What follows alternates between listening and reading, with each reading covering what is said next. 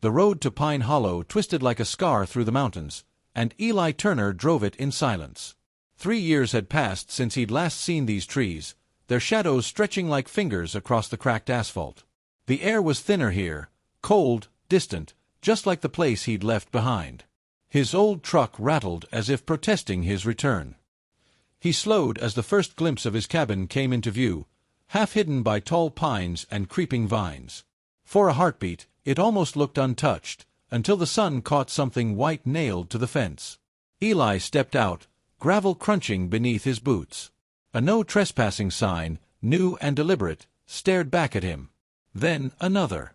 And another, strung along the property line like a warning to ghosts. He ran a hand along the wooden post, paint still tacky beneath his fingers. "This isn't right," he murmured. From the road below, the distant hum of an SUV broke the stillness. A silver car idled there, clean, modern, out of place. Behind the windshield, he caught a glimpse of Margaret Hale, the HOA president, if he remembered correctly, watching him. Even from afar, her presence felt invasive, as if she'd been waiting for this exact moment. When he looked again, the car was gone. Inside, the cabin smelled of dust and time. His breath echoed in the hollow space where laughter once lived. 3 years hadn't dulled the memory of what drove him away, only buried it. Outside, wind stirred the signs, their edges fluttering like whispers. Eli turned toward the fading road. Somewhere down there, Margaret Hale was waiting. And she knew more about his disappearance than anyone else ever had. The next morning, fog rolled through Pine Hollow like smoke, softening the world into gray. Eli parked outside Margaret Hale's house, a 2-story colonial with trimmed hedges, polished brass fixtures, and a garden so precise it looked afraid to grow wild. The HOA office occupied her front parlor now. He could see the framed certificates glowing behind the window like trophies. Margaret opened the door before he knocked. "Eli Turner," she said, voice bright but brittle. "You came back." "I did," he replied, forcing calm. "But it seems I'm trespassing on my own land." She smiled tightly. "The HOA had to act, Eli. You left. 3 years of vacancy. We had to maintain order." "By stealing it." His tone sharpened. "You knew I'd come back." Her gaze flickered. "We all thought you were gone for good. After everything." The pause between words carried weight, a shared silence neither dared name. Eli studied her, immaculate hair, perfume that smelled faintly of lilac and disinfectant. The same scent that once lingered on his porch after she'd stopped by with soup, back when he still believed kindness came without motive. "You put those signs up yourself?" he asked. Margaret's hands tightened around her clipboard. "We did what was necessary. The community has standards." He stepped closer, lowering his voice. "You mean your standards?" For a moment, her mask slipped.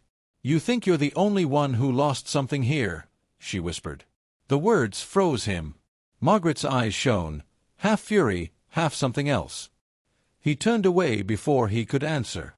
The air outside felt cleaner, colder. Behind him, Margaret called softly, almost tenderly, "Be careful digging up the past, Eli. Some things are better left buried." Her voice followed him down the path, thin as smoke, leading him straight toward the secrets waiting in the county office. The county office smelled of old paper and coffee gone stale. Eli stood at the counter, deed folder in hand, while the clerk scrolled through her computer with trembling fingers. Outside, rain streaked the glass like thin veins. "I'm not seeing your file," she murmured, forcing a smile that didn't reach her eyes. "Maybe it's archived off-site?" "Maybe," Eli said, though he could see her pulse flickering at her neck. "Or maybe someone made it disappear." She didn't answer, only reached for the phone, her hand shaking slightly. He caught the nameplate on her desk, Dina Ross. The same Dina who used to hand out HOA newsletters every spring, cheerful and precise. Now she looked pale, like someone who'd stopped sleeping months ago. When he turned to leave, she called after him quietly. "Mr. Turner, wait." Out by the side door, sheltered beneath the overhang, she slipped him a small flash drive wrapped in tissue. "I shouldn't be doing this," she whispered. "She made us delete everything, the minutes, the ownership records, the complaints. But I saved copies. I knew this day would come." Eli studied her face, The fear there was real. Why help me? Her eyes darted to the parking lot. Because she ruined my life too. The drive home was a blur of fog and headlights. Eli plugged the flash drive into his phone, scrolling through files, scanned documents, deleted messages, and finally, a grainy video labeled Cabin Footage 2022. He pressed play. Margaret Hale appeared on screen, flashlight cutting through darkness, shovel in hand. She was in his yard, digging, burying something beneath the pines. Eli's breath caught. The wipers beat faster, drowning the sound of his heart. Ahead, the cabin lights flickered through the mist, waiting for him, and for the truth clawing its way up from the ground. The rain hadn't stopped by morning. It fell in thin, relentless sheets, drumming on the porch as Eli replayed the footage again. Margaret's silhouette, shovel flashing under the porch light. Every second carved deeper into his mind. When the sky began to pale, he took the shovel from the shed and walked toward the trees. Behind the cabin, the pines loomed like sentinels. Their roots coiled above the ground, slick with mud. Eli dug where the video showed her standing, the soil heavy and cold. The deeper he went, the stronger the smell of damp earth and metal became. Then, with a dull clang, the shovel struck something solid. A rusted lockbox. Small, corroded, sealed tight. He pried it open with trembling hands. Inside, a bundle of envelopes, yellowed and water-stained. His handwriting. The letters were all to Anna.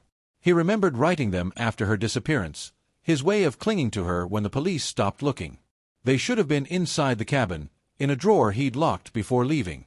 But here they were, buried like contraband. Margaret had taken them. Every word, every confession, stolen and hidden beneath his own land. Eli's vision swam. The rain blurred everything, the pines, the sky, even his breath. When night fell, a knock echoed through the cabin. 3 sharp raps.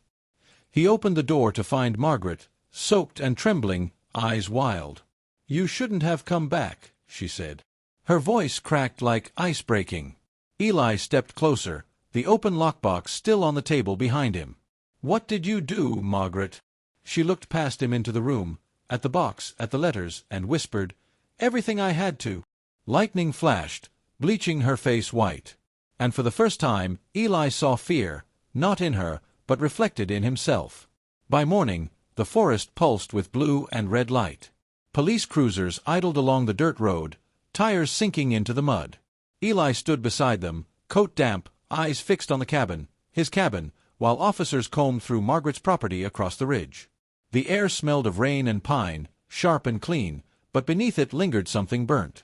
Dina's trembling voice played over the radio, her statement looping through the static.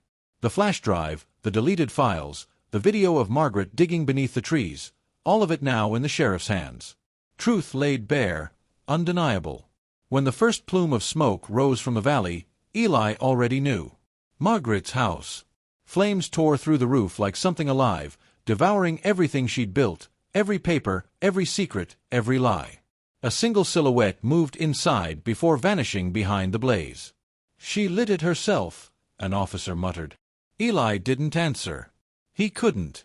The fire roared like the forest was exhaling, years of silence breaking in one violent breath. He stepped closer, heat washing over him, eyes stinging. Margaret had wanted control over everything, even the end. And now she'd taken that too. Snow began to fall as the fire ate itself out, soft flakes hissing against the embers. The cabin lights flickered through the smoke, faint but steady. He walked back toward it slowly, each step heavier than the last. Inside, the box of letters sat on the table, unopened this time. He didn't need to read them. The past had spoken enough. Outside, ash drifted through the pines like gray confetti. The land was his again, quiet, empty, and unbearably his.